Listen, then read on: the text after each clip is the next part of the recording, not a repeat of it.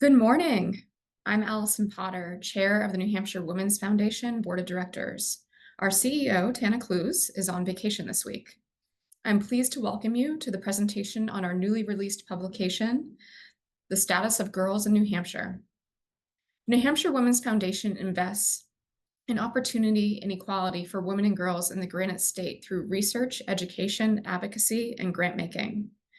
We are thrilled to share with you the latest edition of our flagship publication, The Status of Girls in New Hampshire 2024. This report is the most comprehensive compilation of data on girls in the Granite State.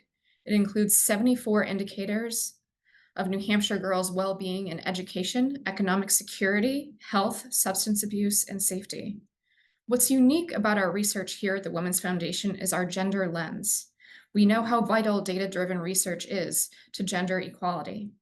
We believe that accurate and comprehensive data must be the foundation for policies and laws that impact women and girls. Data-informed decisions by policymakers, advocates, and education and community leaders will positively impact girls here in our state.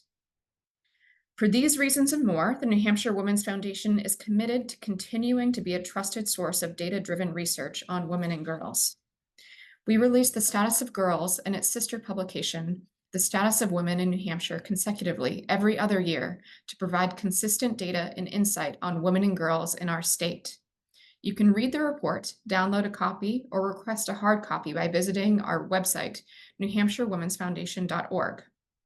Now, I'd like to introduce you to Devan Quinn, Director of Policy, to present the findings of the report to you. Thanks, Allison. I am thrilled to present our findings of the report to you all. As Allison mentioned, this report includes 74 data points of New Hampshire girls' well-being, which highlight a strong, smart, resilient, and diversifying population of girls with endless potential. The data also present and highlight outcomes by gender, race, ethnicity, sexual orientation, and geography, with disparate outcomes due to historical, political, economic, and social inequities.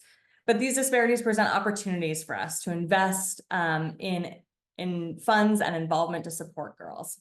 So in today's presentation, we're going to highlight a few things. I want to mention that the report includes mentions of mental health, suicide, and sexual violence. And that's going to be in the sections in the highlights, in the health section, and the safety sections. This report also includes 6 spotlights, which feature several of the Foundation's grantees and advocacy efforts to support, engage, and empower New Hampshire girls. And while the data in this report does show some positive and negative outcomes for girls, we do want to remind readers of the impact and influence positive community programming has and can continue to make in girls' lives. In our spotlights, we highlight the voices of girls to show the courage, curiosity, confidence, love, friendship, and aspiration they experience. Please write in your questions throughout the presentation. We'll cover them at the end. You can put them in the Zoom's question and answer. And if you happen to put them in the chat, we'll get them there too. So please engage with us with questions. And we are so interested in your feedback. We're going to send a survey afterwards. But also I want to remind you that we are a resource to you. And we encourage you to email us, call us, and ask us for data that you need about the status of girls. Before I dive into the data, I want to talk about a few things to level set us about this data. First of all, the report itself, which you can find on our website, link in the chat, is designed to be accessible for any and all audiences, from 7th grade girls to lawmakers to parents to community advocates. We want you to be able to have this data at your fingertips and easily accessible. The data is the most recent available data prior to the publication between 2021 and 2023. Consequently, this is the first status of girls that captures the effects of COVID-19 on girls in New Hampshire. And when we talk about data limitations, we have limitations on gender, sexual orientation, and race and ethnicity. The data in this report is collected from a variety of sources, particularly from the Census Bureau, the New Hampshire Youth Risk Behavior Survey, or YRBS, and other agency and departments in New Hampshire and national resources. But our reporting is limited to the data collected by those sources, meaning that if we recognize gender expansive identities and inclusive and self-determining race and ethnic identities, broader LGBTQ identities, we might not be able to report that type of inclusive data in this report based on the collection practices at those sources. Finally, people often ask us what age range we're talking about. The report is meant to cover all girls from ages 0 to 18. However, it's dependent on the data source and does vary. For instance, most data in the demographics section uses census data for girls 0 to 18 as intended. But the YRBS data, for instance, in the mental health indicators, that's for high schoolers. And meanwhile, in the teen birth rates, that includes teenagers up to 19-year-olds. So indicators are cited, and you can look this up as you go along. And you're welcome to ask me a question or email me if you need further clarification. So let's jump into the data. Here are the 6 sections in the report. I'll present the major highlights of the report first, and then we'll go through the report in order of the sections. So the major highlights of the status of girls are mental health, academic proficiency, and disparities by race, ethnicity, sexual orientation, and geography. Mental health, 58% of girls and 31% of boys felt depressed. Girls are twice as likely as boys to experience poor mental health, depression, self-harm, and suicide consideration. 32% of girls and 17% of boys reported considering suicide. This is higher than the national average of 41% and the highest in New England. Teens with poor mental health are at an increased risk for many adverse effects, such as drug and substance use, risky sexual behaviors, and poor academic performance and low self-esteem. Our second major highlight of the report is academic proficiency. New Hampshire girls outperform boys in academic proficiency for English language arts, score similarly to boys in science, but lower than boys in math. Obviously, disruptions during the COVID-19 pandemic impacted student learning, and you can see that here in the graphs. And after 2019, there was a drop in students achieving proficiency across all subject scores. Education and academic performance are key determinants for a child's future. So we must monitor this data for gender disparities. The final major highlight of the report concerns the disparities, not just by gender, but by race, ethnicity, sexual orientation, and geography. We'll highlight more as we go through, but that includes indicators on poverty, teen birth, substance use, sexual violence, and mental health. A few of these are represented here. Some of the most encouraging data that we see in the whole report, like New Hampshire's low child poverty rate and teen birth rate, don't quite tell the whole story. It's imperative that we analyze the data by gender, race, ethnicity, sexual orientation, and geography to understand the story just under the surface. For instance, in the top left, we have the poverty rate for all of New Hampshire is 7%, the lowest in the nation. But when we look at Hispanic or Latina and Black and African American girls, the girls living in the least populated counties on the right, they are much more likely to live in poverty. I'm sorry, and on teen birth, again, we see that New Hampshire has the lowest teen birth rate in the country at 5 or 4.58 births per 1,000 teen girls. However, disparities persist both by race and ethnicity, and as you can see in this map, by geography. And we already mentioned mental health and the very concerning stats on mental health, but we also see that disparities by other demographics, particularly gay, lesbian, bisexual youth, have much higher rates of poor mental health than their heterosexual peers. So those are the highlights of the report, and we're going to revisit them as we go through the report. But now I'm going to jump into the report and go through according to the sections. So the first section we have is in demographics. So let's jump in here. Here's a map of the population distribution of girls, and this map shows us where New Hampshire girls live. Each county has the percent of girls in the state, And I'd note that this is not the percent of people in the county who are girls, it's the percent of all girls in the state that live in that county. So 2/3 of girls live in just 3 counties, Hillsborough, Rockingham, and Merrimack counties. Next, let's look at race and ethnicity. The majority of girls are white, but there has been a 29% increase in girls of color in the state since 2010, which is a great opportunity to celebrate diversity because it enriches our communities and our state. 40% of girls identify as something other than heterosexual, including lesbian or gay, bisexual, questioning, or other, which is an increase from 22% in the 2 years since our last report. This is also very different than how boys respond to the question of sexual orientation in the Youth Risk Behavior Survey. So that's all the data I'm going to cover in the demographic section, but there's more in the report for you to find out. I mentioned that we're going to look at the spotlights at the end of each section. And our first spotlight is on inclusive policies and inclusive data. Trans girls are girls, and trans girls, like all girls, deserve to be accepted and included in schools and our communities. Social and political attacks on trans people, particularly trans girls, have increased nationally and in New Hampshire. And the Women's Foundation honors and celebrates the girls speaking out against these harmful policies. But advocacy starts with accurate data. And we know that data is powerful and helps us understand how girls are doing and progressing, what their challenges are, and if services and supports are having a positive impact. Unfortunately, data at the national level, as we mentioned earlier, is often collected in a binary and don't include options to identify as transgender. And we also know that many youth identify and live their lives outside of a gender binary.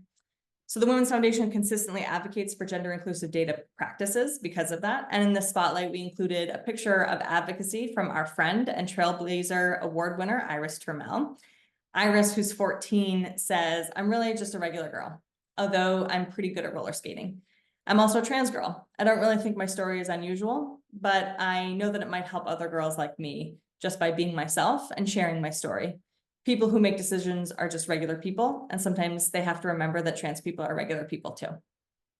So I'm really proud that we have these spotlights here to remind us of the complex, beautiful lives that girls are living outside of this data. Next, we're going to look at the education section. The first point in education is one that you've already heard earlier, and this is the drop in students achieving proficiency across all 3 subjects. And again, New Hampshire girls outperform boys in academic proficiency for English language arts, score similarly in science, but lower in math. This is actually consistent with national trends, but it is something we really want to focus on for the following reasons. Students participating in career and technical education programs graduate from high school at higher rates than the general student body. Those enrolled in CTE programs graduate at 96% compared to 87%. And STEM, or science, technology, engineering, and math, and IT programs continue to have lower enrollment by girls. You can see on the second to last row there. This is important because a crucial component of closing the gender pay gap is addressing the gender gap in STEM fields that persist as women and girls are systemically tracked away from some of the highest paying and fastest growing occupations throughout their education. Here we're looking at in-state first-year students at USNH schools, or University System of New Hampshire schools. That includes UNH, Keene State, and Plymouth. We can see that while there are some similar educational paths in business and biological sciences, boys are more likely, or young men are more likely to choose engineering, architecture, and computer science, while young women are more likely to choose to study health and clinical sciences and psychology. And if we look at college persistence, and college persistence means maintaining the second year of enrollment, and where college completion means earning an undergraduate diploma within 6 years, New Hampshire girls have higher rates than boys for college persistence and completion, though there was a drop for both in 2020. And we're going to end the education section by noting that New Hampshire has the second highest in-state tuition costs, the lowest state funding for public higher education, and the top student debt for recent graduates in the nation. College debt has a greater impact on New Hampshire women who are still more likely to shoulder the burden of higher student debt and lower income than men once they enter the labor market. Now I want to focus on our spotlight of one of our grantees, New American Scholars, and they offer targeted educational support specifically designed to meet the unique needs of refugee children, including girls in New Hampshire. Alongside core subjects like reading, writing, math, and language arts, they also integrate programs that focus on self-confidence, leadership, and emotional intelligence. This holistic approach is especially important for girls who are navigating not just educational challenges, but also societal expectations and gender roles. Beyond the classroom, the mentorship and social support components of the program empower these young women to take agency of their lives, preparing them for future leadership roles. And Aisha, who is 10 years old, says, "I'm doing better at school. I'm asking questions, and the tutors make me see that I can do this." And Zainab, who is 16, says, "I learned that what I say is important. Now I know how to speak up for myself and my friends." The next section we go to is economic security. The poverty rate for New Hampshire girls is 7%, the lowest in the nation, and less than half the national average of 16%. But girls living in the least populated counties of the state are more likely to live in poverty.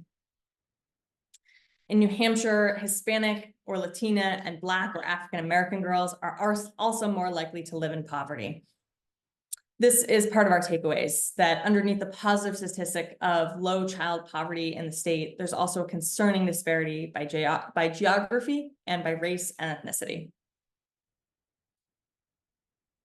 New Hampshire girls' paid labor force participation is 53%, which is higher than New Hampshire boys, and it's higher than the national rate for girls. Girls are also more likely to perform unpaid household work and care for family members, which limits their time to socialize and study, and none of that is taken into account in the labor force participation data. So ending our section on economic security, I want to look at our program spotlight on Breakthrough Manchester. And their unique students teaching students dual mission provides 6 years of intensive tuition-free academic programming to support Manchester students, 2/3 of whom identify as female, from traditionally underserved communities on their path to college, while inspiring high school and college students as emerging leaders to be the next generation of educators and advocates for educational equity. Girls are empowered to lead and learn each summer during Breakthrough's 6-week academic program, focused on filling in academic gaps from the previous school year and learning new concepts to set them up for success in the year ahead. 100% of the girls in the Breakthrough program matriculate to 4-year colleges, many as first-generation college students. Olinma, who is 17, says, "Breakthrough means family to me. It's a place that followed me as I grew up. It created a connection between myself and the people who were also on the same path as me. It helped ready me for college better than any guidance counselor." Next, we're going to head into the health section. And though New Hampshire has a very low rate of uninsured children at just 3%, if we look at the families that find that their health insurance is adequate, we find that 31% of girls' families do not find their health insurance as adequate. And that is leading to 17% of girls not having a checkup in the past year. While girls and boys are on their phones a lot and at similar rates, we know that girls' screen time and social media use have a greater negative effect on body image compared to boys. And attitudes of poor self-body image is correlated with decreases in girls' self-esteem and the development of eating disorders. Girls are considerably more likely to make efforts to lose weight and do so in harmful ways, as you can see here. Now we're into the mental health section of the health section, and we're revisiting our most prominent highlight of the report, girls' mental health. And again, New Hampshire girls are twice as likely as boys to experience poor mental health, depression, self-harm, and suicide consideration, and this has been increasing most dramatically recently. To get a little bit deeper into that mental health concerns, there are disparities among girls with depression and suicide consideration by race and ethnicity. Multiracial girls and Hispanic and Latina girls, American Indian and Alaska Native girls are more likely to report feeling depressed than their peers. When we look at ourselves in the context of New England, New Hampshire has the highest rate of girls' depression in all New England states. So we're both higher than the national average and higher in New England. So this is very much a concern in New Hampshire. We know that suicide and self-harm related hospital visits are higher among girls. 3/4 of the cases of self-harm related hospital visits are among girls. But we also know that girls not only receive mental health services at twice the rate of boys, but girls are more likely to ask for help from services such as the crisis text line. And here we can see that girls in both private health insurance and in Medicaid are receiving more mental health services. So this is good that girls are experiencing depression and mental health concerns at higher rates, but also receiving services at higher rates. Now, as we turn to sexual health, we want to note that use of all types of contraceptions has decreased since 2019. Lower rates of condom use have been linked with increases in the spread of sexually transmitted infections, particularly chlamydia, which is an STI that disproportionately affects women and girls. And next, in teen birth, we mentioned this in our highlights in disparities, that New Hampshire's 2022 teen birth rate is the lowest in the country at 4.58 births per 1,000 teen girls.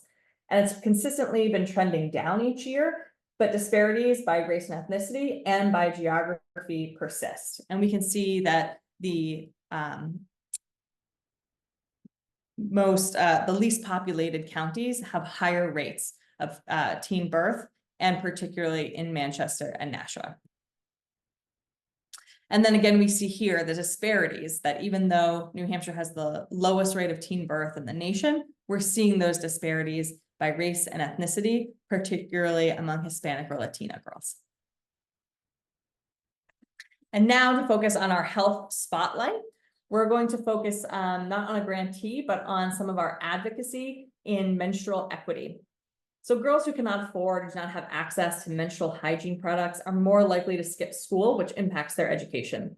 In 2019, Rochester High School senior Caroline Dillon, who's on the left here, a period poverty activist, teamed up with then Senator Martha Hennessy to introduce a bill to require all public middle and high schools to provide free menstrual hygiene products to girls in girls' bathrooms and gender-neutral bathrooms. And after the New Hampshire legislature heard Caroline's testimony, they passed the bill, giving all Granite State girls and menstruating students equal access to education free of shame, stigma, costs, and missed school days. And in 2023, efforts to dilute that existing law were thwarted when Caroline's younger peer, Alex Can, then a Rochester junior, and here on the screen to your right, she took up the mantle to testify in the New Hampshire legislature about the impacts of this law and made sure to save this existing very effective law. So we're really proud to focus not just on our grantees, but on the advocacy that girls who are speaking up and speaking about the impacts that are affecting them in their school and their community are having here in New Hampshire. All right, next we're going to focus on the substance use section. And here we see that vaping has dropped the most, with a 46% decrease among girls, which is 48% among boys, but still drinking alcohol remains a concern among teen girls. And we can see here in this map of New England that New Hampshire girls are higher compared to boys, and in a realm in New England that is higher. And when we look at it nationally, we see that same trend, that girls are more likely than boys to use alcohol than the rest of the nation. And there are also race and ethnic disparities among this. And we see that white girls are the most likely to use alcohol compared to their peers. Okay, now we're headed on to the spotlight of our substance use section. And this one is on a grantee of ours, the Claremont Learning Partnership, who offers peer recovery and support. And the Claremont Learning Partnership supports girls who have suffered trauma, often related to abuse from family or loved ones. The support helps to build the foundation of trust to help them feel comfortable accepting support and love. And the peer model allows staff at the Claremont Learning Partnership to use their lived experience, offering a non-judgmental approach. Lexi, who is 14, says, "Thank you so much for helping me today. I hope someday I'm as brave and as strong as you are." And Zoe, who's 16, said, "I appreciate you always being here for me. I don't know what I would do without you or how I would have gotten through these panic attacks without your help. I wish I could talk to my mom the way I can talk to you." So we're really proud to support another one of our grantees doing amazing work in our community. Next, I'm going to move us on to the safety section. And here we cover the top causes of youth deaths. And I want to point out the second line here on suicide. Now, I mentioned earlier that girls have a higher rate of depression, anxiety, and poor mental health, and considering suicide. But when we look at deaths by suicide, we see that boys are 3 times more likely to die by suicide than girls. So I want to make sure we're talking about a whole story here and how we need to focus on gender disparities in both directions when we talk about mental health and when we talk about suicide. Next, this is about safety at school. You'll see on the left-hand side here that boys are more likely to carry a weapon, both on and off school property, but girls and boys equally report being threatened with weapons at school.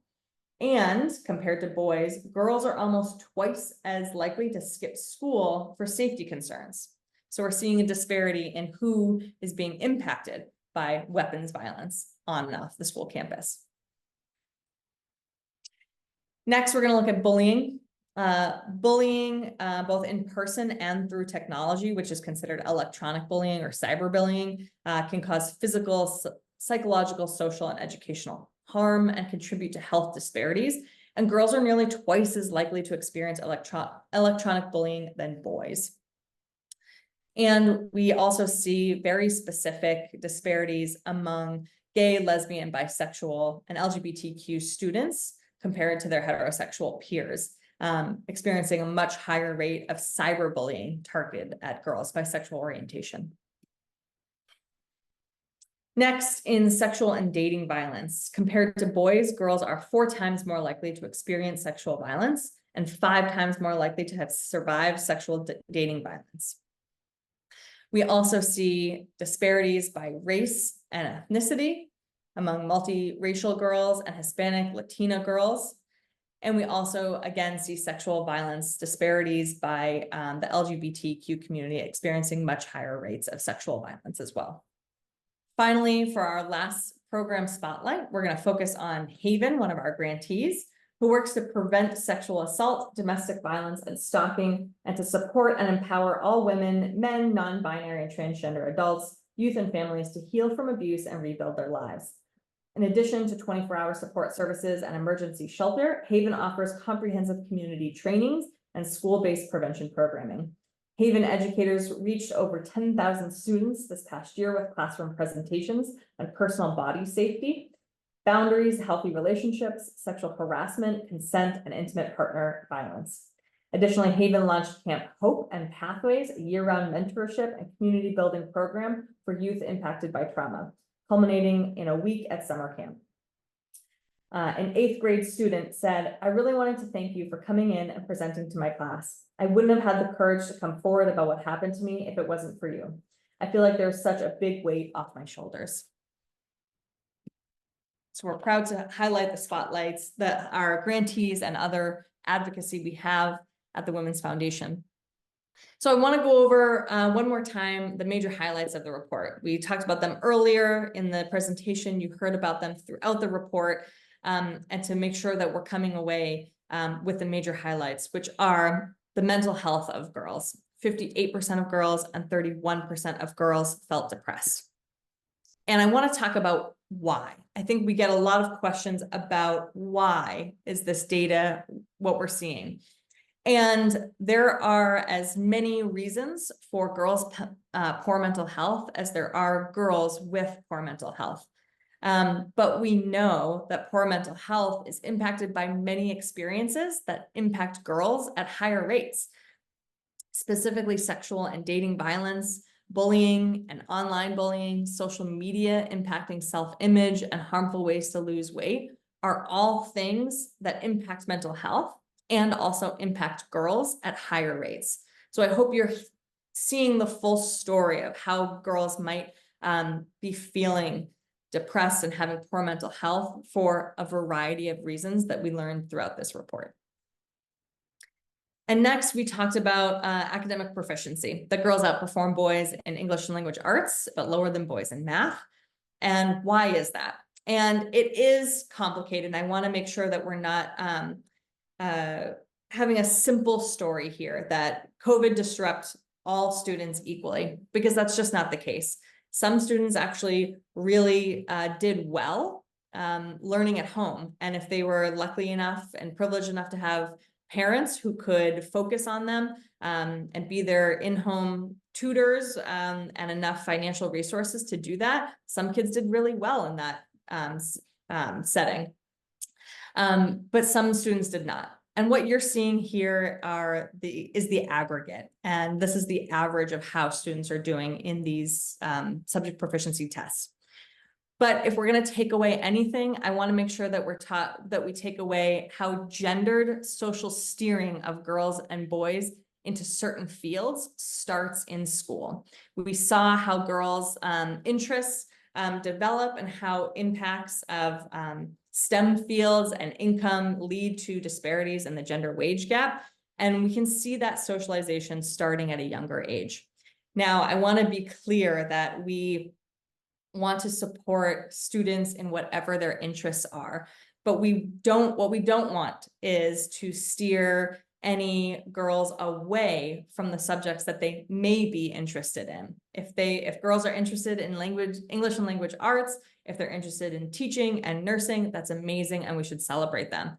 And if they're interested in science and math and engineering and STEM fields, then we should be celebrating them and making sure that those places to learn and grow in that area are welcoming to them. And finally, our last major highlight of the report was disparities by race, ethnicity, sexual orientation, and geography. And you saw many examples of those.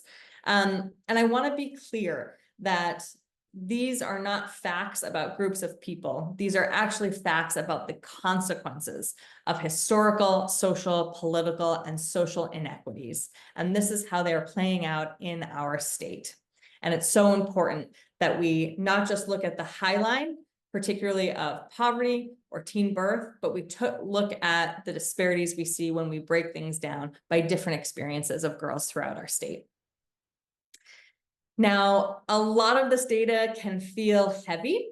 It is certainly a weight to learn about this data, but I want to remind us that New Hampshire girls are strong. They are smart, they are resilient, they are diversifying, and they are full of endless potential. And they not only experience the things that we talked about in this report, but so many other things that are not quantifiable, including courage, curiosity, confidence, love, friendship, and aspiration.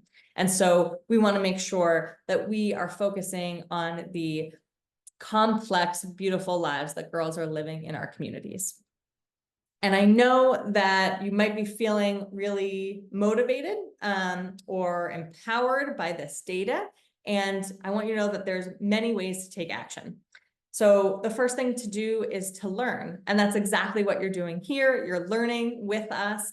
And I want you to know that we publish more data. We mentioned earlier that we also put out the status of women, and we also put out our Gender Matters fact sheets on different topics. So if you'd like to sign up for our newsletter, you can find out more about our publications and keep learning with us about girls and women in New Hampshire. You can spread that knowledge. I encourage you to take what you found from this presentation and tell 3 people about it this week. Whatever you found the most compelling or interesting information, tell other people about it. And you can make your voice heard. we support legislation at the State House and are involved in advocacy in that way. And if you'd like to learn how you can advocate for legislation impacting girls and women, particularly this past session in girls' mental health, you can find out at our website. You can also invest in women and girls. You heard from so many of our grantees and about the amazing work they're doing for girls in our communities. And you can check out our grant making program online as well. And finally, you can run for office and you can support other women running for office. The New Hampshire Women's Foundation offers the Granite State only nonpartisan program encouraging and training women to run for state and local office. And you can sign up for our Women Run program online. And all of the links to do all of these things to take action are in the chat, and I encourage you to join us. And I want to thank you for all of the time that you've spent with us today learning about the status of girls. I want to remind you that we are so excited to hear your feedback.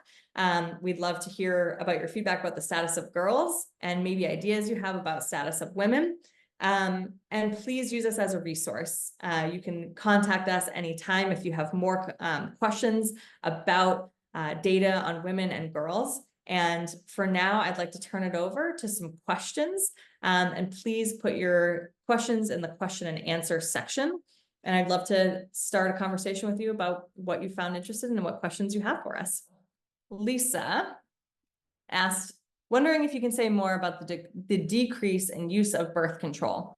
Where do girls go to receive education on birth control and birth control itself? Are those resources disappearing? Do you know if public schools provide reproductive health education? Any theories on why the decrease?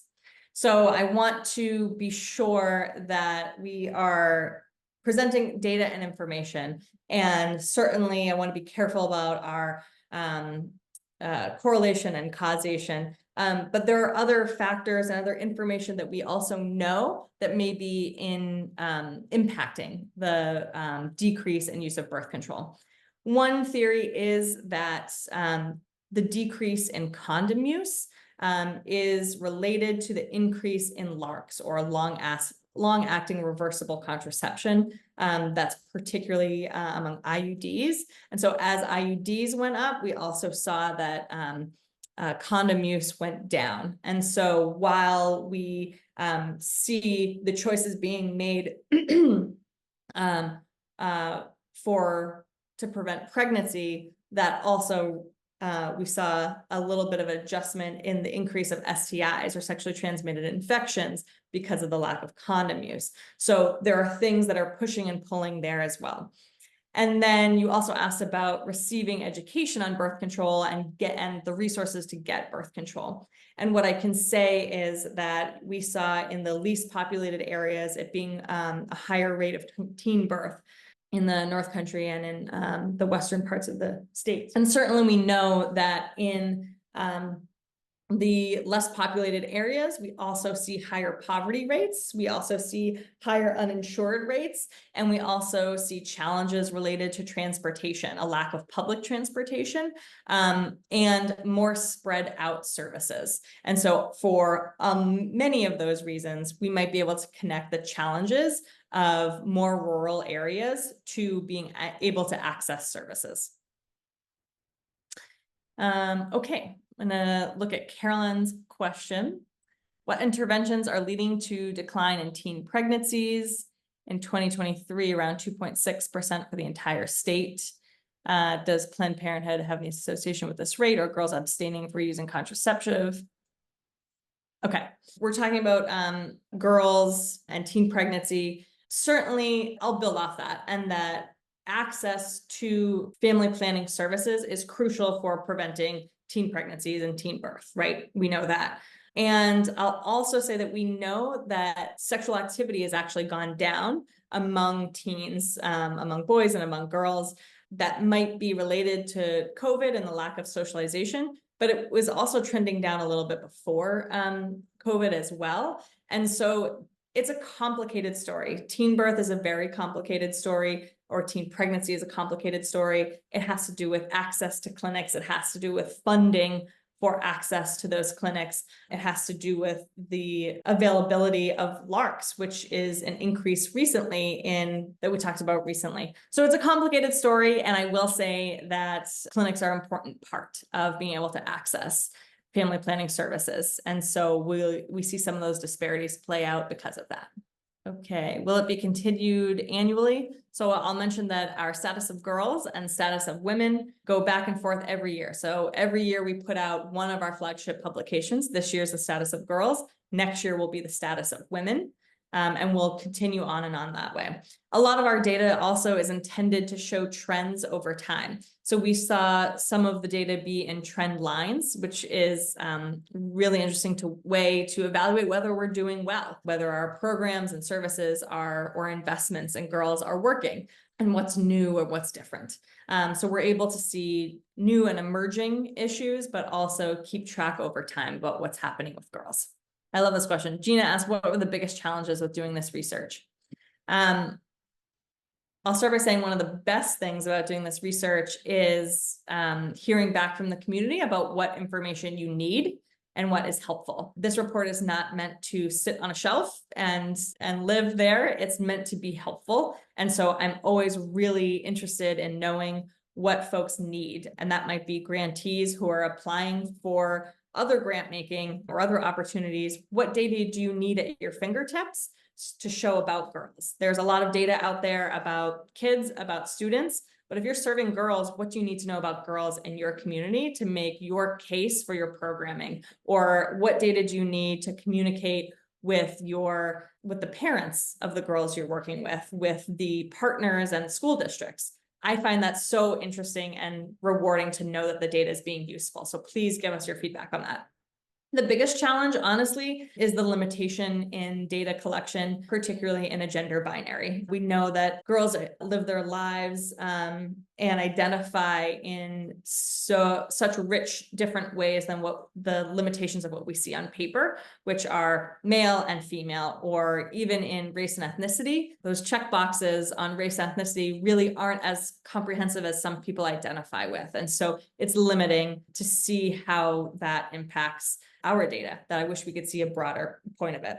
However, what I'll say is that we can know so much about folks, particularly about communities, that we don't have enough data in New Hampshire. We can look at the data nationally and compare that with state data that we have, and we can see a fuller picture with data. So don't let the limitations of data keep you from getting the answers you need. We can always find some data that can help you see the insights you're looking for. Is the mental health data from the 2021 or 2023 YRBS? That's from the 2021 YRBS, because at the time when we were writing this, which was last fall, 2021 was the best data. It's also, we know that there are regional data available now. We have limitations in the regional data that we can access, but statewide, the 2021 YRBS was the most comprehensive data that we could see.